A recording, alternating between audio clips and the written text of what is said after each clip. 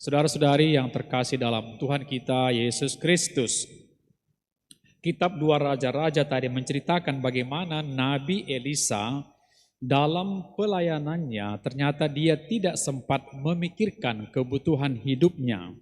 Tetapi Allah memelihara dia melalui satu keluarga, dikatakan tadi di Sunem, yang menyediakan makanan, tempat penginapan, malah dikatakan tadi ada kamar. Keluarga itu sadar bahwa orang yang mendatangi mereka adalah abdi Allah yang kudus. Atas kebaikan dan perhatian mereka kepada Nabi Elisa, keluarga ini mendapat balasan. Apa itu? Yakni katakan mendapat seorang anak laki-laki. Nabi Elisa membawa kabar gembira kepada keluarga yang menerimanya dengan ketulusan hati. Putri Sunem itu merupakan contoh penerima sabda Allah. Dia mandul, tetapi hatinya tidak kerdil. Perempuan itu berani berbuat baik tanpa hitung-hitung balas jasa. Ia tentu berharap bahwa karya Nabi akan melimpahkan berkat. Percaya pada Injil yang menyelamatkan seperti diwartakan oleh Nabi. Sabda Tuhan menantang manusia untuk berani ambil resiko agar sabda Tuhan itu membawa berkah bagi mereka yang menerimanya. Saudara-saudari, hidup sebagai seorang Kristen memiliki arti bila sikap kita, perbuatan kita boleh menunjukkan kehadiran Tuhan. Orang yang berbicara kepada kita itu merasa ada sesuatu. Orang ini sepertinya boleh tempat untuk berlindung. Kita tidak dihindari. Anda mungkin punya teman, punya sahabat. Ketika orang lain datang dengan senang hati, menerima nasihat pun, atau mendengarkan cerita kita pun, nah itu sesuatu. Itu juga satu pewartaan. Tapi ketika orang menghindar dari kita, nah ini tanda tanya besar. Bukan?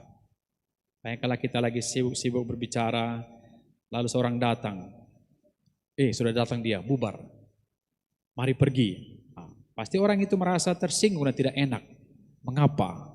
Apakah saya tidak dikehendaki? Mengapa mereka berbuat begitu? Apa salah saya?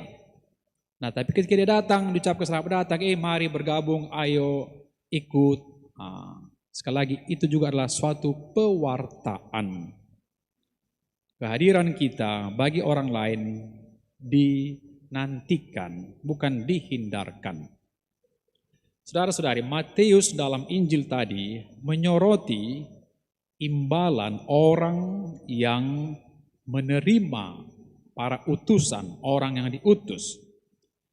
Yesus menjanjikan imbalan, katanya, barang siapa menyambut aku, dia menyambut Allah yang mengutus aku. Pada kesempatan lain, Yesus juga berkata, apa saja yang kamu perbuat untuk salah seorang dari saudaraku yang paling hina ini. Itu berarti mungkin orang yang terpinggirkan, orang miskin yang kurang diperhatikan. Yesus menyamakan diri dengan dia, kamu melakukannya untuk aku. Nah, kembali saudara-saudara, mungkin kita bertanya, sejauh manakah kita berbuat sesuatu kepada orang yang katakanlah miskin, yang kurang diperhatikan. Mungkin kita masih bersahabat dengan orang yang selevel dengan kita, yang seada dengan kita. Kita mungkin kurang memberi perhatian kepada orang yang katakanlah di bawah kita, ekonominya yang mungkin kurang diperhitungkan. Tapi Yesus kembali mengatakan nilai yang paling besar itu, apa yang kamu buat bagi orang yang paling hina ini, kamu melakukannya untuk aku. Matius 25 ayat 40 tadi. Maka kita diajak untuk memperhatikan penerimaan atau penyambutan dalam iman Kristiani. Saudara-saudari, masyarakat zaman dahulu, kalau kita perhatikan, melihat hospitalitas, keramah tamahan, itu sebagai satu nilai yang tinggi, suatu nilai yang kudus, suci. Tamu diterima dan dihormati secara spontan dan dengan rasa hormat. Dengan suka hati mereka saling menolong, dan berbagi apa yang mereka miliki, meskipun tidak banyak. Sangat berbeda saya kira, hospitalitas zaman ini, dewasa ini, kerap dipraktekkan sebagai sumber pendapatan. Orang asing diterima bukan karena mereka dianggap sebagai saudara, tetapi karena mereka membawa keuntungan. Kesediaan menerima saudara merupakan suatu wujud sebenarnya kepedulian, aksi keluar dari egoisme, kemauan untuk memberi waktu, perhatian, menghargai dan mendengarkan dengan sabar. Coba perhatikan saudara-saudari di desa itu, di kampung, ketika ada orang asing datang yang tidak dikenal, umumnya orang datang berkumpul dan bertanya, siapa itu? Siapa dia? Orang ingin tahu. Dan tahu apa yang terjadi dalam keluarga-keluarga. Nah, sekarang ini di kota, mungkin tetangga kita pun kita tidak tahu siapa. Ya, kurang kepedulian kepada orang lain. Paulus memberi nasihat tentang ini. Hendaklah kamu saling menerima satu sama lain, seperti Kristus telah menerima kamu. Kendati kita saudara-saudara orang yang bersalah, orang berdosa, Kristus menerima kita. Allah yang maha tinggi menerima yang lemah. Dan inilah model penerimaan kita terhadap saudara lain. Hal itu kita awali dengan orang-orang yang dekat dengan kita. Saling menerima dalam keluarga atau rekan kerja, memang kadang lebih sulit daripada menerima orang asing. Sebab orang asing, kita tidak memiliki persoalan yang menuntut kita untuk mengampuni atau memaafkan. Dalam kitab suci saudara-saudari, sambutan ditampakkan dalam kesediaan menerima orang yang dalam perjalanan, memberi secangkir air bagi yang haus, memberi makan bagi yang lapar, mengunjungi orang sakit, menghibur yang berduka, dan semuanya ini merupakan tindakan belas kasih. Rasul Paulus menyimpulkannya dengan ungkapan, bertolong-tolonglah menanggung bebanmu. Itu yang dialami Nabi Elisa tadi ketika dia diterima dalam rumah perempuan Sunem tadi. Dia boleh membagikan apa yang ada padanya tanpa menghitung-hitung balas jasa.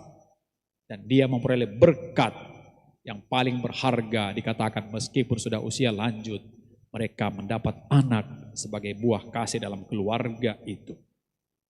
Saudara-saudari yang terkasih, dari pengalaman kita tahu bahwa kelompok yang mau saling menolong, bekerja sama, memperhatikan satu sama lain, mau memaafkan, itu adalah satu kelompok yang solid.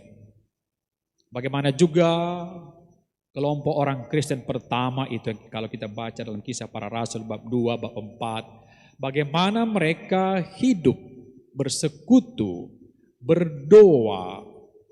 Bahkan dikatakan jumlah mereka semakin banyak karena orang lain melihat bahwa orang ini sungguh-sungguh saling mengasihi dan memperhatikan. Bahkan yang paling juga luar biasa adalah mereka tak satu pun mengatakan harta miliknya milik pribadi. Mereka menjual harta bendanya untuk dibagikan bersama. Sungguh suatu komunitas yang sangat ideal, yang agak sulit mungkin ditemukan sekarang, tapi bukan tidak mungkin. Ada saja orang yang berkumpul bersama, itulah menjadi kekuatan bagi komunitas kita.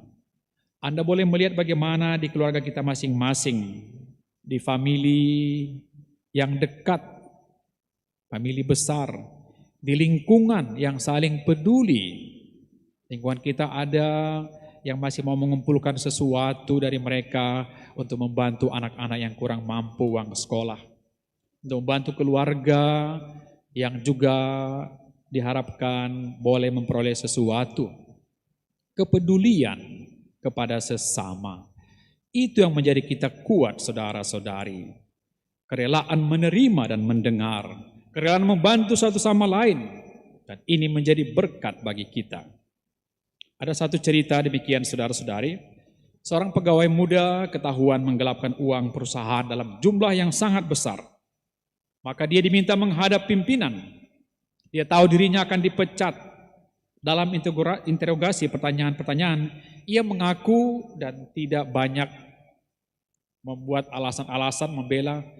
Dia katakan, saya salah. saya memang telah menggelapkan uang dan dia siap untuk diberhentikan.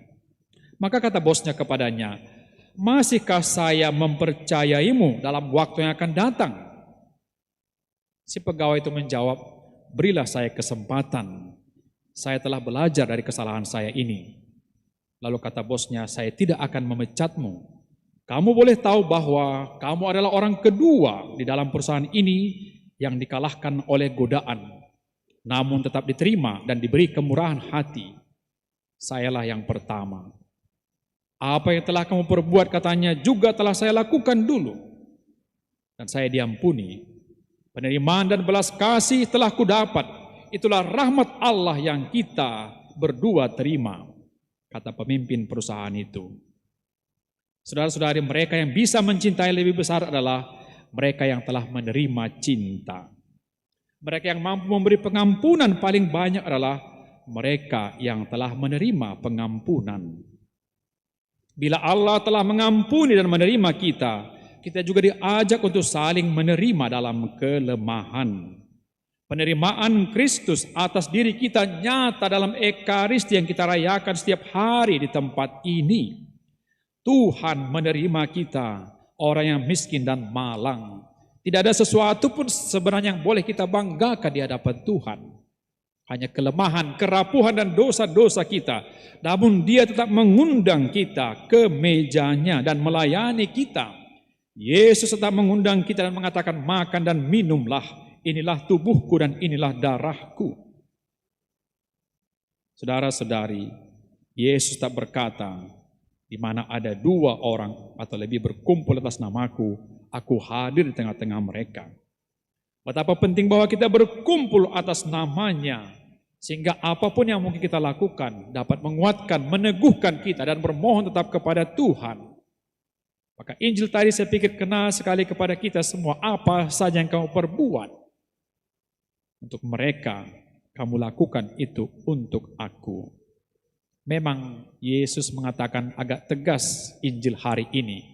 Barang siapa mengasihi bapa dan ibunya lebih daripada aku, ia tidak layak bagiku. Barang siapa tidak memikul salibnya dan mengikuti aku, ia tidak layak bagiku. Dan barang siapa kehilangan nyawanya karena aku, ia akan memperolehnya. Bukan berarti Yesus mau mengatakan kamu harus membenci orang tuamu, tidak. Ini mau mengatakan konsekuensi keberanian kita untuk melepaskan diri dari segala kelekatan dengan harta, kelekatan dengan keluarga dan bahkan nyawa sendiri. Paulus mengingatkan kita untuk mengikuti Kristus selayaknya orang mendapat keselamatan. Keselamatan yang kita peroleh, kita terima dalam Ekaristi pada hari ini. Mari saudara-saudari, semoga kita dikuatkan, diteguhkan, dan boleh menyambut Tuhan, dan dengan itu kita mendapatkan keselamatan itu. Amin.